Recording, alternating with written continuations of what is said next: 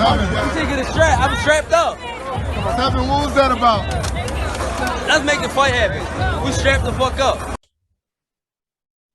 Yes, ladies and gentlemen. Welcome to episode 84 of the SZN podcast. I'm your boy Kam. I'm your boy Flowz. And as always, before we kick off the episode, please make sure you check us out on all the streaming platforms. Head over to our Instagram, which is SZN Podcast, or our Twitter, which is SZN Pod. There's a link in the bio on both of those platforms that takes us to where we are. It houses all of our links, basically. So if you like audio, obviously you want Spotify, Apple Podcasts, Google Podcasts, and the visuals more your thing, hit us up on the YouTube channel. All those links are there. Make sure you give us a like, subscribe, comment, all that good stuff, man. But yeah, bro, episode 84. How you been? You been good? Yeah, I'm good, bro. Good. Good boxing to talk today. Yeah, absolutely. Let's dive straight in. Only really one card we can talk about that sort of happened on the weekend. Only one noticeable card, I guess, happened over here on these shores up in Newcastle. Savannah Marshall. Remember, we previewed this prematurely a couple of weeks ago. And we said that, I think we both said that, yes, probably going to be a Savannah Marshall KO, as always. And yeah, we were just very intrigued to see what happens afterwards. I remember that preview episode, that premature preview episode, I asked, because we didn't know at the time, but we were wondering if Clarissa was going to be ringside. And obviously it was confirmed, I think a week before the fight came, I think there was confirmation that Clarissa would be joining ringside and she'd be joining the coverage and whatnot to help build the fight. So yeah, I was just more looking forward to seeing the afters after the fight. But let's quickly touch upon the fight because it was a short fight, but yeah, Savannah delivered what she usually delivers, right? Quite stunning KO of her opponent, Femke Hermans, in the third round. Yeah, the fight itself, for me, it was a good fight because Hermans was game, to be fair. I didn't really know what she would bring. I haven't really seen her fight before. Obviously, I'd seen clips of her fight against Clarissa 4 years ago. And it was, she was quite a strong, durable game fighter. And yeah, she came to fight, to be fair to her. And one thing I did notice was that she had good hand speed. I think better hand speed than Savannah. And every single time Savannah touched her, she would look to fire back instantly, and she would rattle off combos instantly. And I don't want to say that the hand speed was troubling Savannah, but it's quite clear that she had the clear edge, and she was able to get to Savannah just based on the hand speed alone. But obviously, it wasn't really putting a dent in Savannah's armor because obviously, I guess the power wasn't quite there. But yeah, I was impressed with her hand speed, and I guess impressed with how game she was. She would look to, like, if Savannah had her cornered, because Savannah was trying to work behind the jab all fight. The jab looked quite good. Long, obviously, she's bigger than most of her opponents. And she was able to sometimes get Hermans in the corner a couple of times, and Hermans would just fire back and sort of not let herself get bullied to work her way out of the corner. So that impressed me, I guess, but that's what I saw in the first round. But I think you saw from the second round, Savannah sort of stepped it up a gear in that second round, and then third round as well. Obviously, we saw what she did in that third round. But yeah, how did you see the fight? Were you, obviously it was short, so it's not much to see. I'm really, what were you impressed with what Savannah did? I mean, it is kind of what we expected, but yeah, what were your thoughts on it? I'm a big fan of T-Sab. Yeah, man. I think when we first, like, obviously we were watching her even before we started this podcast, but when we first spoke about it on this podcast, I said she's given a lot of these male fighters hell. If they ever want to step in the ring with her, she's putting a lot of these guys to sleep as well. She's cold, man. She's cold. And you always, that's something which I've noticed as well. She's not got the quickest hands. And yeah, she's not got the quickest hands, but she picks her shots well. She boxes very clean and smooth, works behind the jab, and then she's got the power to top it off. So, yeah, obviously Femke is no slouch. She's been around, former world champion, good fighter. Yeah. But yeah, I just knew what Savannah Marshall was going to do to her. Yeah. Yeah, man. That clean. The knockout was clean. Caught her. Just another really. She's got good timing in it, Savannah. So really well timed shot. I think she was kind of in the corner, Femke, and she tried to get off her own shot. Savannah timed her perfectly with her own shot and caught her, and she was pretty much slumped by the time she hit the canvas. Before she hit the canvas, really, real big slumping. And it just had me thinking to myself, like, because we've mentioned it before, how in the women's game, as exciting as the women's game is, it's not geared towards knockouts. I think part of the reason is because obviously 10 2-minute rounds isn't really great, doesn't really lend itself to it being knockout friendly. I guess women in general, just don't have the same power as their male counterparts, perhaps. But with Savannah, I look at her and think, how the hell does she hit so damn hard? Because it's not just referees jumping in. She's knocking these ladies out sparkle, bro, as in clean out. Like, the referee didn't even have to count for Hermans. He waved it off straight away. You know when the George Groves, when your leg gets caught behind you when you fall, like, that's what happened to her, bro. It was a slumping. She was out. Like a light. Scary power.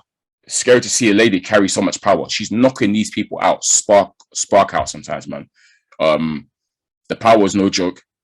And it was quite a devastating knockout, especially this is obviously, they'd sort of mentioned how obviously a couple of times that Clarissa went the full 10 with this lady. You know, she took Clarissa the distance, and obviously we'll get onto that later. But yeah, I mean, to see her do that, and I loved as well, obviously, as soon as she knocked her out, you saw what she did. She looked over to Clarissa, she went over to Clarissa, pointed at her, like sort of gestured to her, like, yeah, you're next kind of thing, which was also great to see. But yeah, man, I think I've run out of superlatives for Savannah Marshall. Obviously, we're a big fan of this pod. She impressing me for each fight. And it's just now the Clarissa Shields fight. That's what we want to see. Obviously, they interviewed Savannah straight after the fight. And she said, yeah, you know, like, if I hit Clarissa, like, obviously she was bullish. She's confident now that she feels like, you know, if she lands on Clarissa, Clarissa's going to sleep. But we know Clarissa Shields, don't we, bro? And we know that she's always going to have something to say. She's always going to have something to retort back to.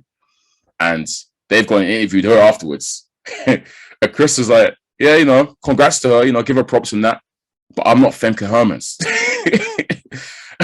She said it's not happening to her. In fact, she's the one that's going to be applying pressure to, and, you know, basically, yeah, she basically rebutted everything Savannah said. It's like, it's not going to happen like that. And she's going to give her a boxing lesson, etc.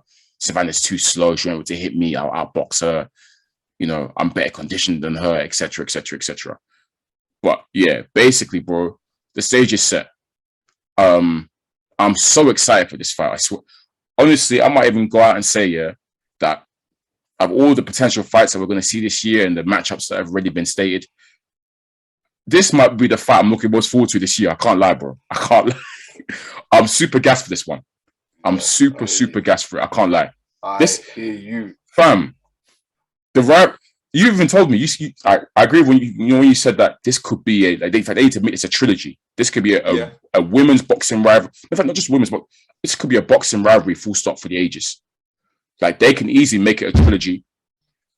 But both of them, yeah, it's the rivalry's there. We can see it, man. The needle's there.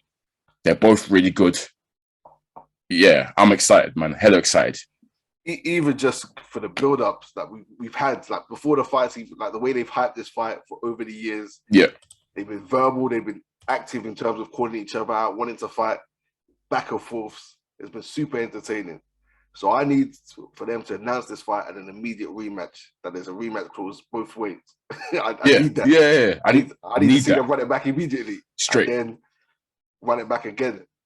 Because yeah, this one, even just for the back and forths and the debates that will happen, like the age-old debate: Savannah Marshall's the only person to have beaten an amateur or pro. Yeah, and obviously Clarissa's been bullish that I came to London, took the Olympics from my hometown, my home country, won the Olympics again, won 2 world championships. Savannah Marshall was in all of them and didn't win nothing. Didn't even meet me in the final. So, and then her other accolades as a pro. Undisputed, 2-time undisputed in 2 different weight classes, something like that. To be fair to Clarissa, I mean, you know, these fighters obviously they talk smack, right? But not all. We've seen it plenty of times. When fighters talk smack, it isn't always based in facts or grounded in facts. It's just smack talk. They're just talking for talking's sake. But to be fair to Clarissa, what she says does hold a lot of weight. She does speak the truth. Her rebuttals are fair. Like, obviously, when the Sky Sports presenter commented at how the same Hermans obviously took Clarissa a distance. Clarissa was very quick to say, yeah, but that was 4 years ago. Like, Hermans could be a faded thought. I mean, Hermans had a lot of fights since then. It was 4 years ago. Like, and other stuff as she mentioned about the fact that obviously Savannah has a belt at her weight class, but the only reason Savannah has that belt was because Clarissa vacated. She had to vacate in order to make the undisputed fight in the weight class below. So it's really, well, it was originally Carissa's belt, and she's kind of given it to Savannah. She didn't have to beat the champion. She didn't beat the man or beat the woman to become the woman. You get me? So these are all very fair points from Clarissa. And that's what makes the smack talk good, because usually it's like, they call it the other, usually it's who's lying. Oh, who's, lying she's lying. Yeah. This one, they debated facts. Yeah. They debated facts with facts, so it makes it interesting. Absolutely. I know before, I was going to ask you, who do you favor for this one? Because obviously, well, Ben Shalom is adamant that it will be announced for the summer. June, July, they're looking for. When we first talked about this fight, about ages ago, in the early episodes of this pod, I remember I favored Clarissa at the time, and you were like, yeah, you reckon Savannah. Do you still stick with Savannah? Are you still sticking with Savannah? I still think it's 50-50. I'm even moving more down the middle. That's so funny, because I'm moving more towards Savannah, because I picked Clarissa, but I'm still with Sav, though. I'm leaning. I've been saying it, though. I've been saying it. You know, you have to, like I said, you at the time, you said Sav from day one, and me, I was like, I reckon Clarissa. But the more I'm watching them, like, to be fair, Clarissa has fought the high level of opponents 100%. That's not facts. I mean, no, that is facts. She's fought the better level competition, and I do think she's probably the better boxer overall than Savannah. But what I'm seeing from Savannah, forget the power. Obviously, she's got that power, which is insane, and she's bigger and longer. But Savannah can box too. She's no slouch for the boxing. She's a good boxer as well. She's a very good boxer as well. So that's what I'm saying. It's a combination between the fact that she's got that power and she can box as well. Couple that with the range, all that kind of stuff. That's why I'm now starting to lean towards her as well. And when that fight gets made and we preview the pod, I'm probably going to say, yes, Savannah. I'm going for Savannah. I can't lie. But you're right. It's 50-50, 100% 50-50. Clarissa Shields is, well, they call her the GOAT for a reason, bro. She's nuts. She's nuts. And what she's done is nuts. And she definitely has the advantage in speed. 100% got the advantage in speed. And she's got a great engine as well. So, like I said, apart from the fact that the build-up is already there, stylistically, this fight is super, super intriguing as well to me. Because the clash of styles, see how they're both going to turn up on the day. That's what makes it hella intriguing. Yeah, man, just announce this fight, please, boxer. I need this fight. I kid you not, bro. I think it's the fight I'm most excited for to see this year. They've built this up. This is how to build up a fight, by the way. You see how they've let this bubble up for years upon years. They did, because remember, there was talks about this years ago, and they could have rushed it then. But they said, no, let Savannah build herself up a little bit, because Savannah was don't forget, Savannah came to the pro game a lot later than Clarissa. Clarissa had already, even though Clarissa's had quite a few, she hasn't had that many fights. She just around the fights, I think. Yeah, but in terms of the level of the fight and how established she are in this, she's fighting established opposition, and she's achieved great accolades in a very quick amount of time.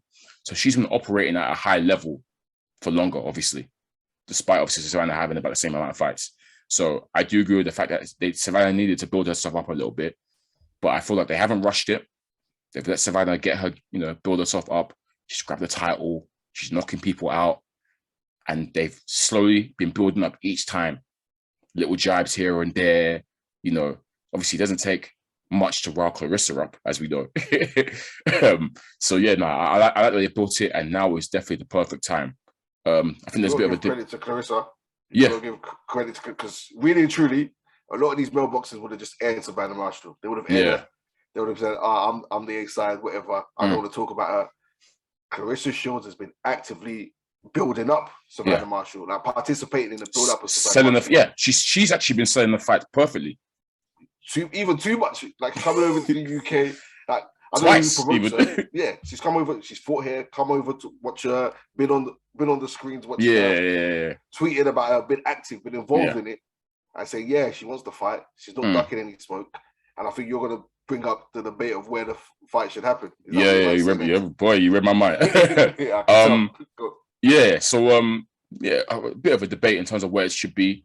Obviously, Boxer on the Skylot just keeps saying, obviously, oh yeah, would you come and fight Savannah here? Come on, fight. Like they're pushing for it to be here clearly. Clarissa, I think at first she was like, you know, it should be in America maybe, but if not America, she raised it once again, raised a good point. So she's come over here twice now, and she's come over to Savannah's backyard a couple of times. Why not have it in a more neutral venue in the UK? If it's to be in the UK, why not have it in a more neutral venue, such as the O2, for example, or Manchester or Leeds or somewhere else, not Newcastle, you get me? Which I think is a very fair point. First of all, I think my first question to you would be, do you think that the fight should be in the UK or the US? And second question to you would be, does this fight sell out somewhere like the O2? I'll answer the first question. Really, truly, Clarissa is the A side. Mm-hmm. It should be in the US. Yeah, it should be. I agree. She's got 3 of the belts. Yeah. Savannah's holding the belt she used to have. Yeah. So she's the bigger draw. She's the one with the better accolades and whatnot. It should be in the US. But I don't even know who promotes Clarissa. So I don't know if she's with any promotion. I feel like she's a free agent. I've always thought this. I don't actually know. Yeah, I think she is, because she's fought on different platforms. She's done she's hopped. Yeah. So there's no real money behind it. And obviously Sky putting money behind Savannah. So yeah, I feel like in terms of being fair, it should be in the US. But like I said before, I think this should be a 2-fight deal. One over there, one over here kind of thing. Yeah. It should be like that. So even if it is here first, run it back in America, I think that's just being fair, because we've seen the UK judges shag a lot of foreign fighters. So I don't want it to be a case of that. But to say, I was going to say, bro, it goes both ways. US judges are also a mad thing. But that's why it should be 2-fight thing anyway. Does it sell out the O2? Absolutely, it has to. Okay. If you're a boxing fan, this fight should be of interest to you. Without a shadow of a doubt, it's been going on for 4 years. It's arguably one of the biggest women's boxing fights of all time. Yeah. So yeah, I think it does. I'll be there. Like, if you're a boxing fan, you should be one of these. I'll be there. Facts. It's like that. Yeah. If this fight's at the O2, I'm there. Like, I think it would sell at the O2 because of the fact that also I know Savannah's actually got such a big fan base over here, man. Like, and her fans ride out for her. Do you remember our fans in general? Yeah, but Savannah's fans really like. Do you remember when we did like posted on our account, we posted like a little piece on Savannah and the Clarissa thing, and Savannah obviously retweeted it. But then you saw that got over 100 because all her fans then started retweeting it as well. Like, her fans ride out for her. I noticed that, like, active on her Twitter with her. Like, any sort of Savannah tweet, will tweet on an account. Her fans will catch wind of it and retweet. Like, they really ride for her. Especially when it comes to this Clarissa Shield. Trust me. So, I definitely feel like she'll be supported in droves, and her people will come up from up north and come O2 and pack that place out. And 100%. Yeah. And that's the thing. Yeah. I feel like Clarissa Shields don't realise that she thinks it's neutral. It's not going to be neutral, love. It's not neutral. It's going to be hostile as hell. She even said, like, she said something like about how, because they asked her, like, because obviously it was in Newcastle. They asked her how you fired Newcastle. Chris said something about, I find that the fans over here, they know me a lot more than her. I said, stop lying. I said, she said that the fans over here seem to know me a lot more than Savannah. I thought that's impossible. There's no way they do. Like, Savannah's fans ride out for her, and obviously up north, she's in the northeast. She's queen over there, isn't it? So I definitely feel like it will sell at the O2. And to be fair, bro, she thinks it's like America. She thinks like America's like separate. So where your hometown, this is where your people are. They'll come. London, if you at the O2, you're going to find a hostile environment. Trust me. But to be fair, I think both these ladies deserve it. In terms of them packed out O2, they deserve it. I feel like. They're both mash work. They're both cleared in around like those two divisions, whether that's light, middleweight, or whatever. They're clearly both the 2-class operators. Obviously, I feel like, it'll be lovely for them to get the O2 sold out. I think that'd be really, really nice. So, Ben Shalom, boxer, man, please just announce this thing. Get a lovely venue for both of these two. Yeah, go on. I have a question. Pay-per-view. Is it pay-per-view? Ha. That's how they get their bag. If it's pay-per-view, Yeah, sold out O2. Is it pay-per-view worthy now? Boy. Oh. It's go on. Is Serrano Taylor on pay-per-view? It's on the Zone. So yeah, but the Zone doing their pay-per-view thing. Nah, not for this one. No, it's not. Interesting. Damn. This will be on Sky, and they'll probably do a deal with a US broadcaster, which begs the question of whether that will be pay-per-view or not. I doubt it. I feel like the first one, no. Second one, yeah. If there's a rematch, I mean, potentially, depending on how the first one plays out and how good of a fight it is, I'd say no. Yeah, it's a tough one though, but I would say no. I think it should. It could. I think it's the thing is, will people pay for it? Maybe not, unless it's like a co-main event with another big fight. Yeah, but it'll be standalone, isn't it? Yeah, but they'll give them the respect to make it a standalone. Yeah, I mean, as in they'll be the main event, but strong co-main event. Oh right, okay. Like a strong co-main event as well, which is another world title fight. Then people might be more willing to pay. Yeah. Because as a standalone pay-per-view and then just an undercard, they need a strong undercard and a strong co-main events. Two fights they can kind of push to promote, and then it's pay-per-view worthy. Because pay-per-view is how they'll get their bag, and they deserve the bag. They do. Okay, question for you then. Is this fight bigger than Serrano Taylor for women's boxing, as a women's boxing fight? Because you know they're billing Serrano Taylor as the biggest women's boxing fight ever, basically. It's not in terms of achievements by combined achievements of both fighters pitted against each other. Yeah, because it's Clarissa who's main. Yeah. Taylor and Serrano, individually, their accolades and achievements outweigh better than what Savannah Marshall brings to the table. Yeah, but in terms of build up and in terms of hype and anticipation, this is the bigger fight. I much prefer this fight. I'll keep it a buck. This fight is. I'm looking way more forward to this fight than I am. No shade to Taylor Serrano. That's a brilliant fight. I'm going to enjoy that one. But I care more about this one. I'm gonna keep it so real with you. But that's natural because they're talking, they're active, there's blood. Okay, Taylor's not really talking. Taylor doesn't really talk like that. She's very respectful. Okay. Serrano talks a little bit, but it's not, bro. The beef isn't frying over there. The beef is frying over here, bro. There's no shots fired, brother. The beef is active over here, boy. But in terms of the actual fight, they're both great fights. They're both absolutely. In terms of what's going to happen in the ring for both of them are great fights. But in terms of anticipation and build up, this one. With these two fights, this is actually a landmark year for women's boxing. You know that with both of these fights happening. I mean, obviously, God's grace, this gets made. But yeah, if this gets made as well, and having Taylor Serrano as well, which is penciled in April, I think, that's a landmark year already for women's boxing. Two of the biggest fights that can be made are going down. I'm sure towards the end of the year, we'll see another big women's fight too. So, yeah, man, shout out to the women. Shout out to the ladies. They're doing their thing. Doing their thing. Oh, yeah. But I can't wait. I'm so excited. I'm so pumped for this. Hopefully, it comes true. I'll tell you what also killed me as well, because obviously when they were interviewing Savannah in the ring, obviously they're asking about Clarissa. You saw the camera pan to Clarissa and she started to get booed and whatnot. I tweeted on the account. I said in the account that I know Clarissa's itching to get in the ring right now. She's itching.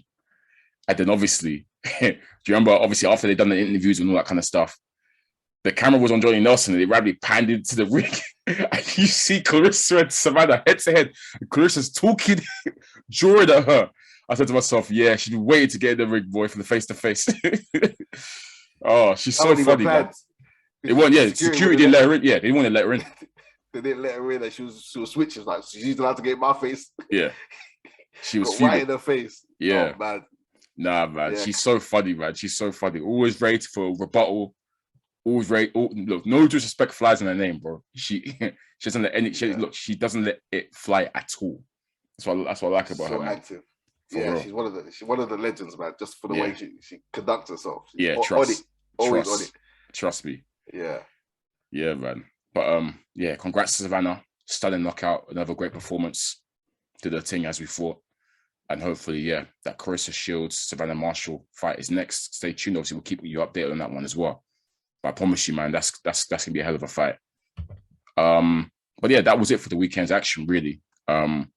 Let's fast forward to this coming week because it's quite a busy weekend for boxing, bro. A lot of cards going on. Let's start with your man's Triple G. He's unifying. The thing is, this is a unification fight, but not many people are talking about it. It's peak. But yeah, he's unifying against Murata. How many belts? I think Triple G's got. Has he got 2 of the belts?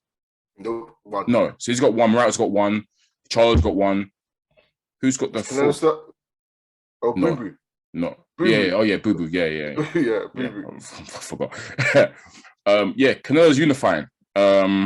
Woo, come on, why are you excited? But it's unification. We should be happy about unifications, though. At least, yeah, we'll finally get one. When was the last time you fought? What, Canelo? Lil G. Oh, sorry, Triple G. It wasn't Derevchenko, was it? Oh no, it was Serzameta. Was it Serzameta? I'll check. Let me check now. Still. Because Munguia fought him after him. Serzameta. Yeah, it was Serzameta still. Yeah. 2020. Yeah, 2020. Yeah. See, like this fight here has been moved a couple of times. It was meant to be last year, wasn't it? Meant to be December. End of last year, yeah. But yeah, been moved a couple of times. But yeah, it's finally happening in Japan. So yeah, well, good for Murata to get that in front of his home fans. Yeah, what we expecting on this one, to be honest. Triple G's 39 now, you know. He's old. He's 40. I don't expect anything. Whatever happens. You don't predict no winners, no winner, no loser. What did I say on the pod recently? If you haven't fought in the last 6 months, you're best. So I don't know what to expect. Do you rate Murata? Or is he just? Yeah, he's good. Yeah. He's good. He's not bad, but yeah. Triple G that we know, let's be real, should be beating him. Yeah, I agree. Is it the Triple G we know? Like I just said, he's 39 now. Triple G's old, man. He's very old. But he should be even considering to call it a day. Obviously, he's got the Canelo bag again, so obviously he's got that to focus on. I expect him to win this one, but yeah, like I said, they both haven't fought since 2020. I don't think so. I don't know what to expect, but yeah, I'll stick my neck out and say Triple G win, but it's not really sticking my neck out. It's expected, I suppose. He'll be the heavy favorite. I'm trying to remember how good he looked against Serzameta. It was quite a while ago. He did stop him, to be fair. So, but then again, Serzameta isn't really a great. I cooked him for the performance. Remember? Oh yeah, you want? I thought you were a bit too harsh, but then again, like I say, he still stopped the guy. But yeah, you weren't too happy with the performance. I remember that. Yeah. I said if Serzameta had power, he would have been in big trouble. It's true. He got touched a couple of times. But remember, I said that was that because Triple G was lacking that night, or did he just not respect Serzameta's power? I don't know. But yeah, it's probably that. But still, you know me, had to get onto him regardless. Yeah, man. Yeah, it's good that he's got a Canelo fight because, like I said, he's aging rapidly. And I'm not expecting him to win that Canelo fight by any means, but at least he's got himself the bag and they got that trilogy there. So, yeah. Good luck to both fighters. It's good to see unification. Like I said, it's unification. It's just funny to me how it feels like this has gone under the radar and it's a unification. Unifications don't really go under the radar like that, man. You know, they're usually hyped, they're usually talked about. I feel like no one's in the boxing world, no one seems to be talking about this one, you know. What platform is it on? DAZN. It's on. Oh yeah, of course. He's his own promoter. It's Triple G Promotions. It's Triple G Promotions. Yeah. Of course, you're not gonna hear any hype. He doesn't have a mouthpiece. But he's not with Abel Sanchez anymore, is he? Is he? Oh, no, he's not. I don't think he is. Yeah, they left. They split. Yeah, I don't think he is because Abel Sanchez is talking like a third party. Yeah, some of his comments. Yeah, he's still with Tom, obviously. Loeffler, I mean, but yeah, I know him and Abel Sanchez aren't working together anymore. I don't actually know who his new trainer is. We'll see on Saturday, I guess. But yeah, interesting split because obviously they were together for a very, very long time. Abel was pretty much made him, I guess. So yeah, but yeah, we'll see how that one plays out. But yeah, some other cards as well. Also on DAZN, we got the return of Ryan Garcia. against Emmanuel Tagoe, Ghanaian boxer, decent boxer himself. Yeah, again, Garcia hasn't fought since, is it Campbell? Surely not. Yeah, it would have been. Mad. He hasn't fought for time, boy. Yeah, it would have been. Mad thing. I mean, he's been through what, mental health issues and stuff like that in it. So I guess that's why. But injuries as well now. Yeah, injuries as well. Yeah. So like I said, we said Ryan Garcia is in that mix. Well, we class him in that mix, obviously, but we want to see him be fighting because he talks. Ryan Garcia talks a lot. He actually does talk a lot, but I don't see him fighting the people who should be fighting it. So, yeah, I just want to see him in the mix. I wanted to see him fighting these people. So if he comes away with a win against Tagoe, hopefully we can see him fight these guys. Also, you question whether Oscar will let him fight these guys. I don't even know what the plan is for him. Oscar talks as if he's the best in the division already. He needs to prove it. Simple as, really. That's all I could say about Ryan Garcia, to be honest. I want to see him prove it. Back up what you've been talking about. I think Ryan Garcia is good. I think he's a good boxer. I just want to see him. Just a goofy. That's what outside of all the talking, if we're judging him on his ability in the ring, he's good. He's good. Yeah, he has a few weaknesses or a few traits which aren't great, but I think if he's committed, he's good. That's a big question, whether he's committed. Obviously, there's been comments from other people who've been around him who say he's not that focused on boxing. I think Canelo was the biggest comment, wasn't it? Like he said that this guy needs to get himself in the gym and care less about what he's doing on social media and stuff. So, yeah, if he gets focused, he can be a problem. Definitely. And he split from Eddie Reynoso now. Yeah. They kicked him out of the gym. He's with that. I don't actually know who he's with now. Oh, do you know? Yeah, who is it? I should know this. It was announced a while ago, though, but I can't remember. But who is he with? With Eddie Reynoso. It's not my search. I can search now if you want. Yeah. Let's see for content. Change the. Oh, Joe Goosen. Good trainer. Yes. Yeah, he's a very good trainer, to be fair. Yeah. Yeah, that's who he's with. Yeah, fair. Yeah, so we're seeing him out for the first time. I don't think Tagoe has fought in ages, and he's not really too known. He's got good records. Yeah. But it's one of those. Yeah, we'll see what he looks like. Yeah, I'm expecting a Ryan Garcia win. So, yeah. Yeah, I agree. And yeah, final card I want to touch about, funnily enough, probably the best card of the weekend goes to our friends from PBC. We've put on quite a competitive card, to be fair. So on the undercard, we've got, or the chief support, we've got Sergio Garcia against our friend Tony Harrison. Garcia's the guy who, highly rated Spaniard who, I remember when he came and beat up Ted Cheeseman quite comfortably, actually. Mm-hmm. I think back then he had Sergio Gabriel Martinez in his corner as well. Like I think he's part of the same camp or whatever. So so he's up against Tony Harrison, who, as we know, had those two great fights with Mel, and he drew on his comeback against some unknown guy, Tony Harrison. But yeah, that's quite a tough fight for both of them. Credit to both of them for going at it, because obviously Harrison's come off quite a disappointing result, and Garcia actually lost his first fight. His last fight against Fundora, who we're going to talk about in a bit as well. So I look forward. That's actually a sneakily really good fight, cracking fight actually. To be fair, so I don't know who can win that one, but I'm just looking forward to seeing what both of these guys look like. Yeah, it's a good fight. I'm hoping Superbad gets it because he's my guy still. Do you still want to see Harrison go against Charlo again? One more for the culture. If he puts on a good run, even just for like I said, just for the press conference. I want and especially because I felt Harrison, he won the first fight. I think he was doing super well in the second one. Yeah. Outside of the knockdowns. But yeah, just the way he rounded up Chano was too funny. he a calm ball. He really a calm ball. The way he was cooking it was too funny. Rattled. He was rattled.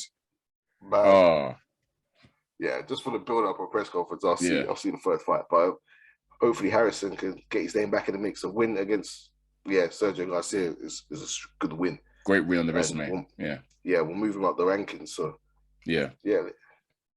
And as I mentioned, Garcia's coming off a loss against Sebastian Fundora, the really tall light middleweight, who's up. He's actually the main event. He's up against Erickson Lubin.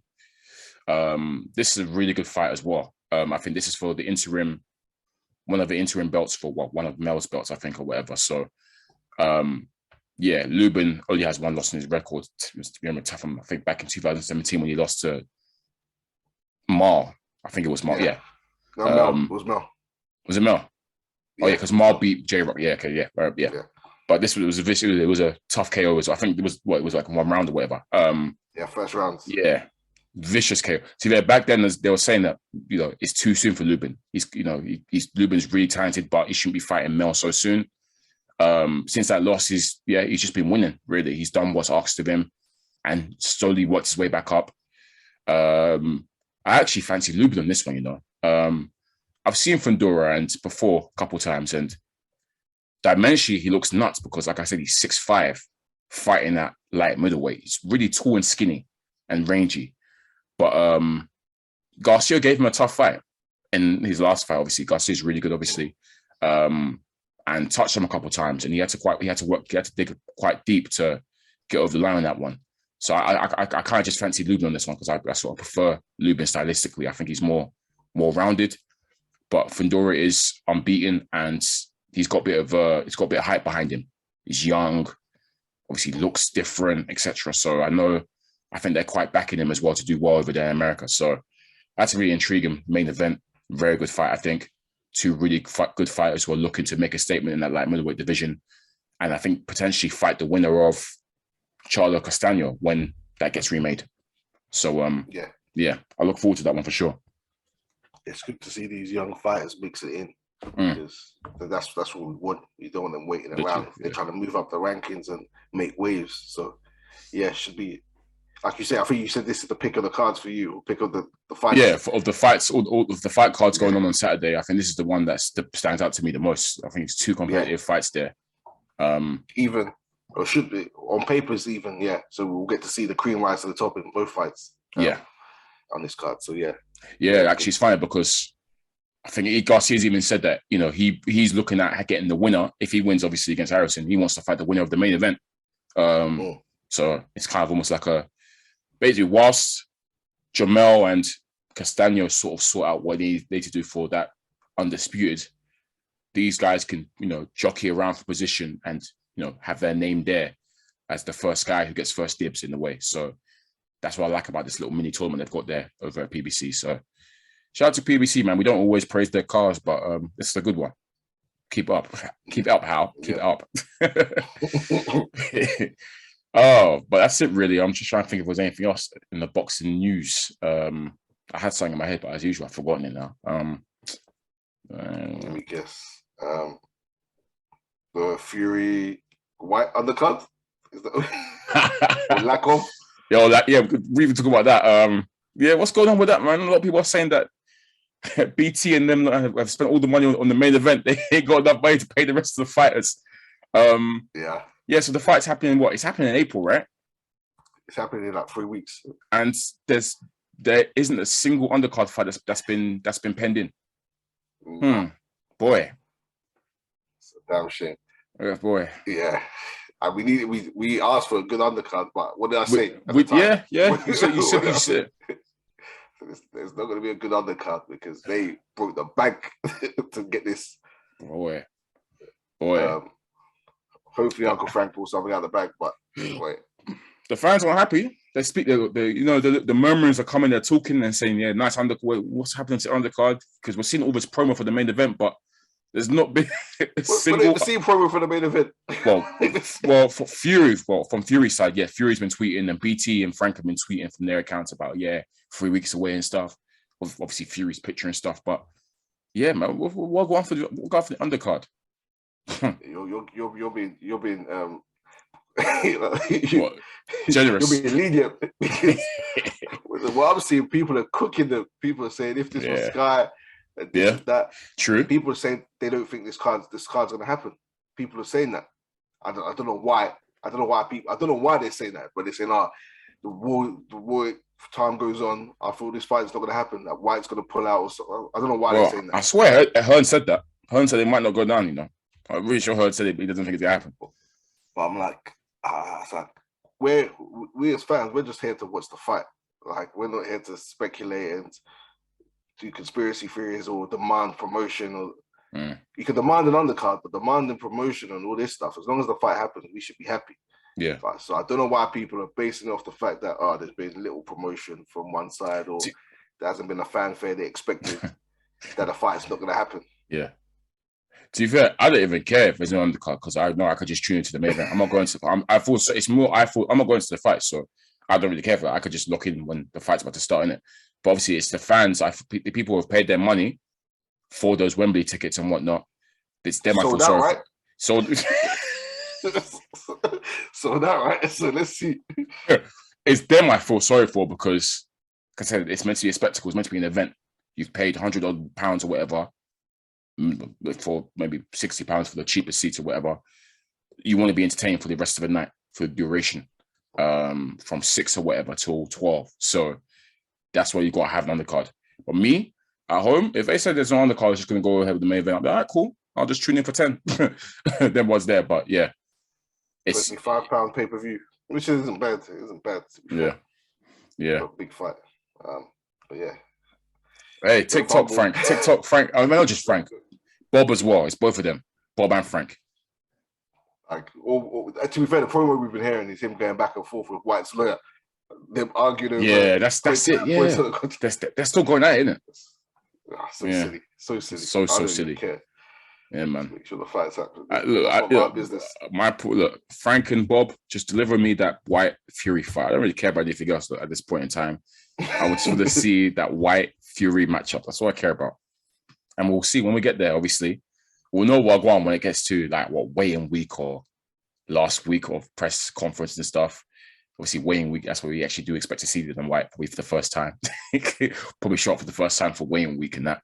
But yeah. But, hey, sold out, right? Like you said. In fact, Flowz, not just sold out, 100 extension even applied. Yeah, they tried to. Extension, and you can't even provide an undercard. Boy, come on. Come on. And with with the stable that BT and Top Rank have, surely not. They got hella fighters, no? Boy, Frank said three undercards cancelled. And people got to him, said he's lied. They said he's lied, that he's just using that to buy time. Hey, we'll see how it develops, man. But hey, it's not looking nice right now. 3 weeks, it's late, man. Usually you have at least 2 pending minimum by now if it's 3 weeks out. It's come quick though. It's come real quick. Boy. Yeah. Yeah, I can't wait for that preview episode. It's gonna be funny. It's gonna be very, very funny. But yeah, let's leave it there, man. Episode 84 of SZN Podcasts. Once again, I've been your boy Kam. I'm your boy Flowz.